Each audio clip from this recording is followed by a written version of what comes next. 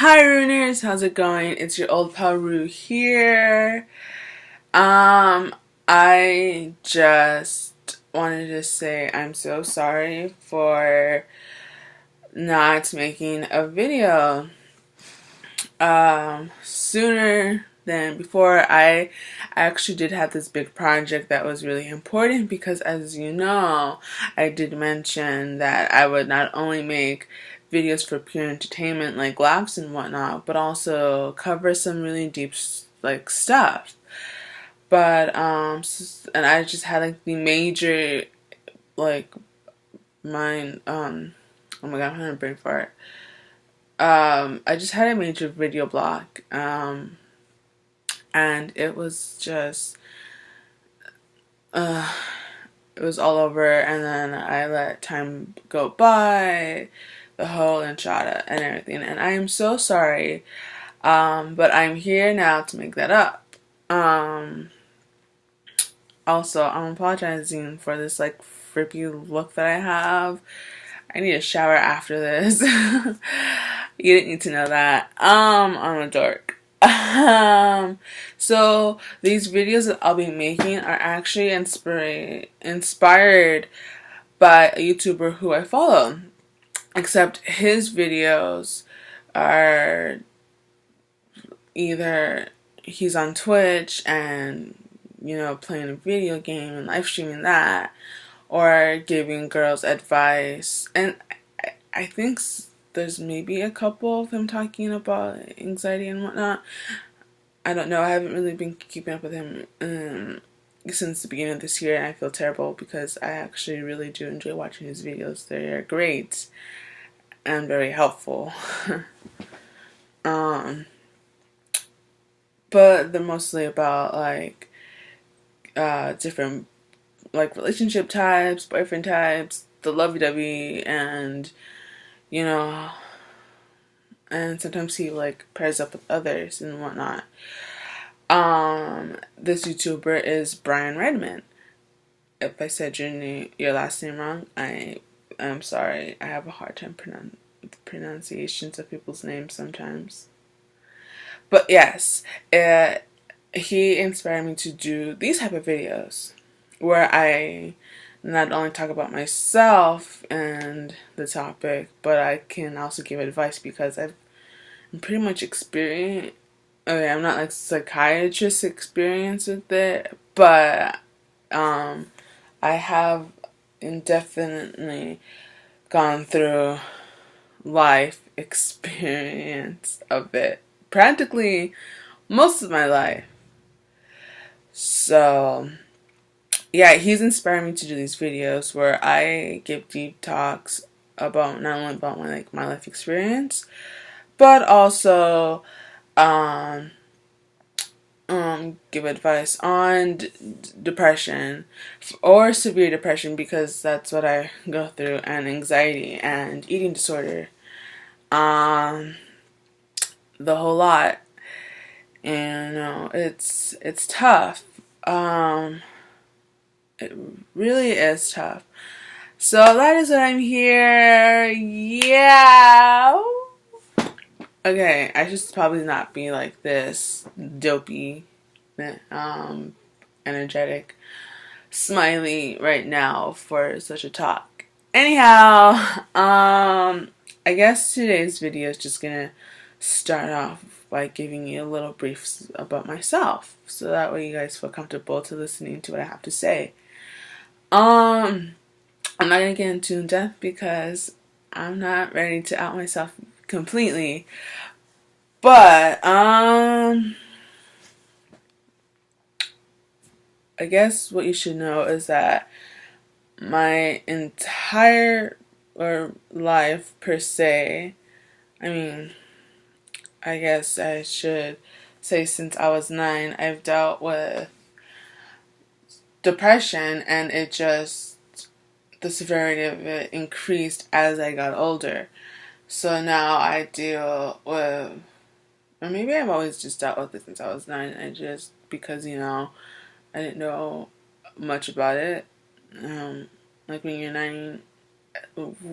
9, you think of what game you want to play after school, or what book you want to read if you were like a reader as a child. You don't think about these deep and like um heavy stuff. I mean, when it was happening, like if it happens to you at that age, you're like, what's going on? Why am I feeling this way? Like you're not understanding it. So you kind of just push it back to your brain and you ignore it. But yeah, anyhow, I deal with severe depression, and I'm still learning to like deal and cope with it, but I've become more knowledgeable about it. So here I am. I've also deal with anxiety and a slight bit of paranoia, but mostly it's just depression and anxiety.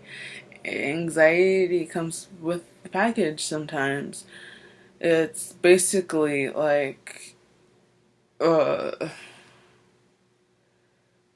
anxiety to depression is like depression's awful, mean older sister or something like that, or twin sister or brother, whatever. It's just awful. So I deal with severe depression and anxiety.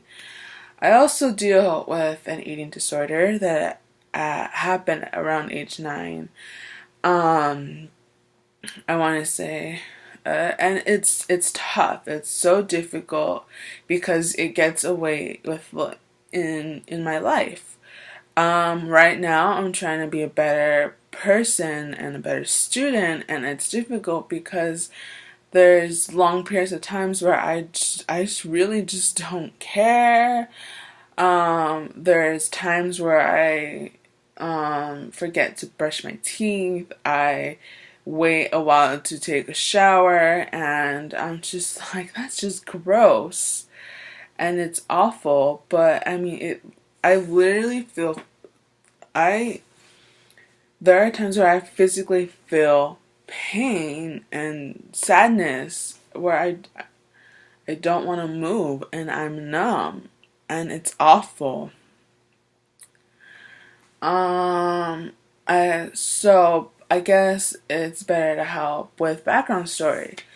I've been through a few traumatizing stuff that I wish I didn't.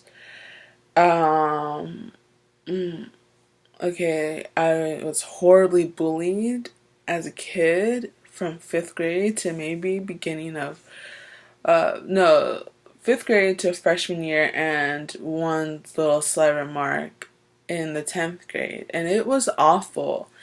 I lost, in fifth grade, I had these great friends who I thought were going to be my best friends. And I lost them all due to one girl's jealousy, and it was awful. And those best friends became my bullies. And then everyone else in my class just followed along, and everyone in my class became a bully. And then my fifth grade teacher didn't help. Thankfully, I went to, it's the only, it really was, and I guess a few other things. One of the few good things of going to the school where your mom and your aunt works at is that they're always there, especially for those times, and it was difficult. I didn't want to go to class. I had a, I'm sorry, my throat is just, I I I didn't go to recess and join the others out in the yard because I had no one to play with. And I always had a good time helping my mom, so I would just go to her class and whatnot. But it just didn't help that my fifth grade teacher just let me down. You know, I was always seen like the troublemaker because, growing up I was always tall and my height, oh my god, I'm sorry guys about the lighting. So my height just never was my favorite growing up. Um, so I've always struggled with liking my height for the longest time. Um, and then I'm not gonna get too much details into it, except that I didn't really finish the fifth grade, and I also didn't start sixth grade at my school. I mean, I did attend sixth, seventh, and eighth, and so forth, but I just went to a different school for that. But yeah, I didn't finish the last maybe 1 month or two of fifth grade. Yeah, it was that bad that my mom had to pull me out. And then let's fast forward to middle school where it was just complete and utter hell. And once again, my height did not work in my favor, and I never really looked like my age. It's it's not that it's rare; it just doesn't happen all the time. Okay, I guess that is rare. I don't know. I view the word rare in a different term, in a different view. Um, but I don't normally look like my age. I've always looked a little older. There has been times where I get mistaken for someone younger, I guess because of my persona. Child, but for the most part, I never really looked like my age. So if I ever did defended myself, and then I would get in trouble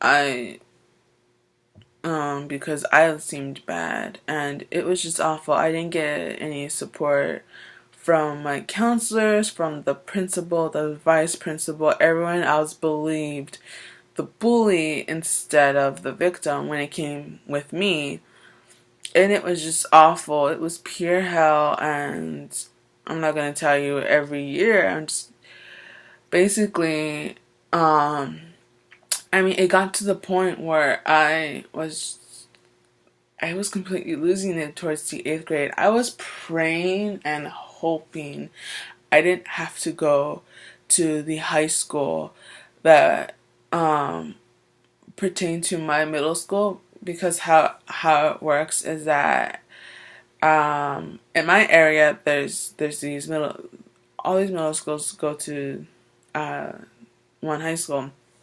There's Sussman, there's East, who go to Downey, and then there's Griffiths and West. Well, at the time they were just called that. Now they have new names. Well, Griffiths is still Griffiths and Sussman's still Sussman, but at the time it was anyhow, Griffiths and West would go to Warren, and I went to Griffiths. But thankfully, of course, where I lived, I was able to go to Downey. Anyhow, I was just praying that I didn't have to see these people anymore, and thankfully, I didn't. But now I'm a new student again in high school, and mind you, most of these kids at my high school went to elementary, middle school, and now they're in high school together. So I'm a new student again. And by freshman year, I was basically done. I didn't explain to me what happened in middle school before I moved forward. In middle school, people would call me Godzilla right to my face. If they saw me, they deliberately waited till they were close enough, and they would be like, "Oh, watch out, it's Godzilla."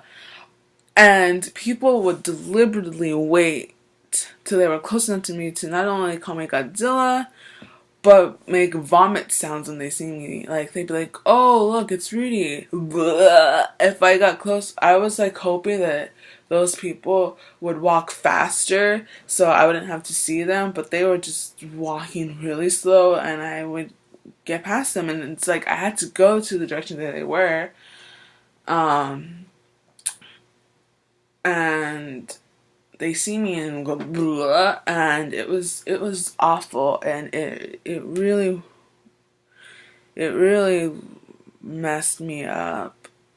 So anyhow, now we're in high school, and at that point, I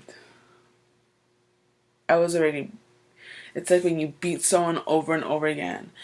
I was done. I was beat, and I, I didn't care. I was actually scared. I was nervous, and at that point, I stopped caring about trying to dress nice. That's when it got really worse. So freshman year, when I had PE, I never changed out of my PE clothes. I didn't care. I truly did not care. So I got made fun of for how I was dressed, and it was bad enough for someone to throw a rock at my head. And nothing really happened.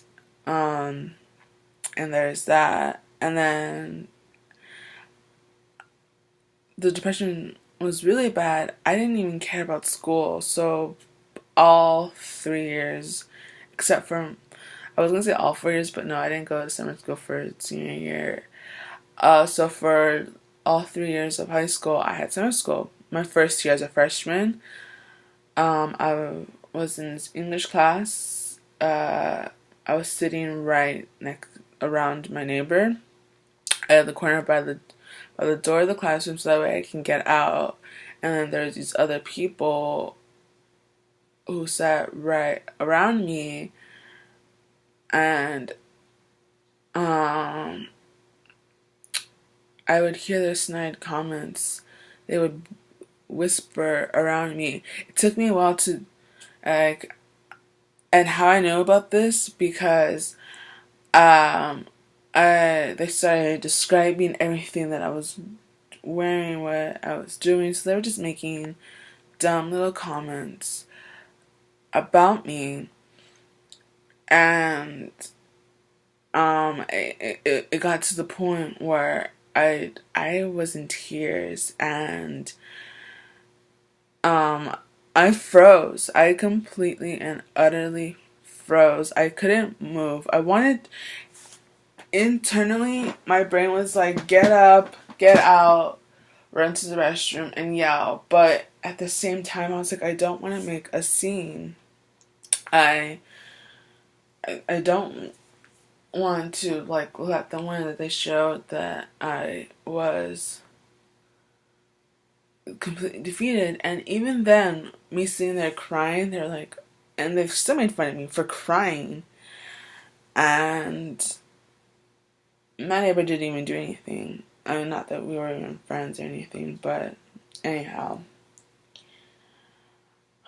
So from that moment on, I mean, who knows if they made fun of me behind my back. I didn't pay attention.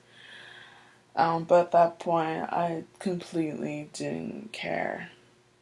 The only thing that mattered to me was my friends, and I don't even know if they were really my friends then. But I straight up just didn't care.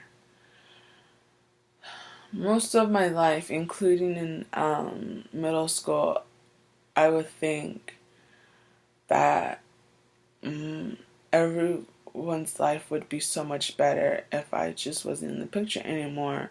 So not only was I depressed and I had anxiety, I was very, and still to this day I'm suicidal, but it's about coping with it.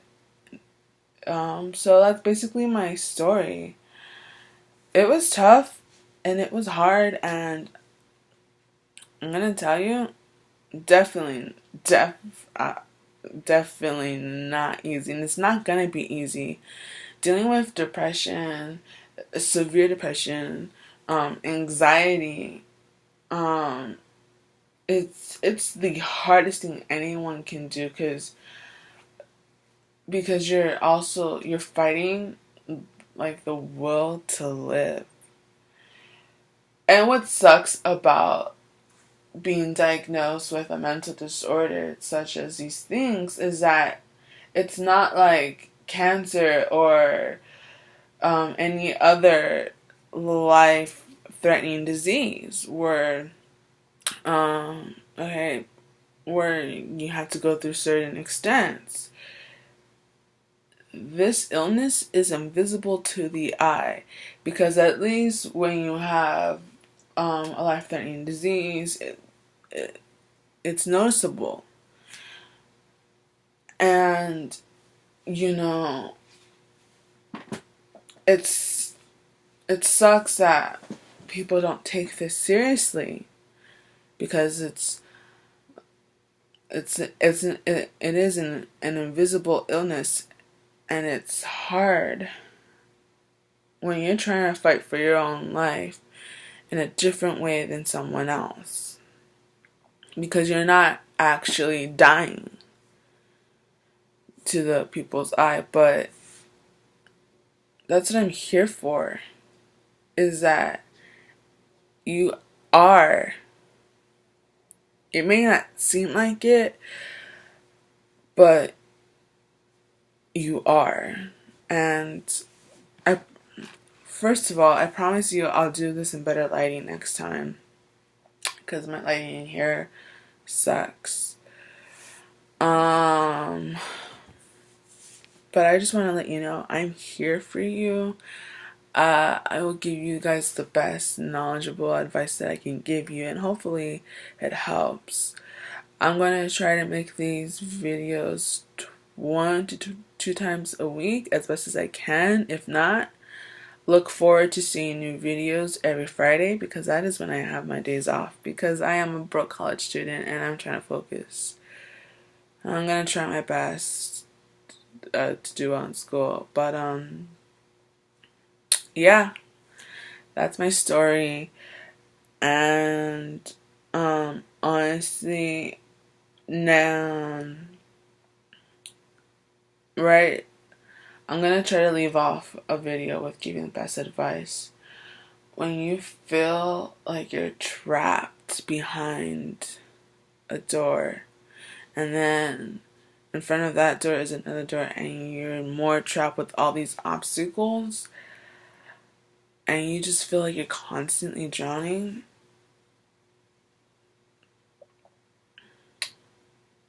I want you to know that even though you don't see it, you don't feel it, maybe you're not even believe in it, but deep, buried, very deep, there is hope. And pray on it. Whether or not you believe in the higher power, whether or not you believe in anything, just at least pray on that. And just continue to tell yourself that there is hope somewhere, because telling yourself that will help you push forward a little bit stronger. It'll give you that extra push. It may be difficult and you want to give up, but praying for and just keep telling yourself about hope, it's crazy, but it's gotten me this far, and hopefully it will help you too as well. So just keep telling yourself that buried deep, buried, very deep, there is hope, and climb onto that lifeboat of hope to get you at least through the day, at least, and take it second by second, minute by minute, hour by hour. And once you reach that day, try to climb onto it to continue on the next day. But if you can climb onto it to do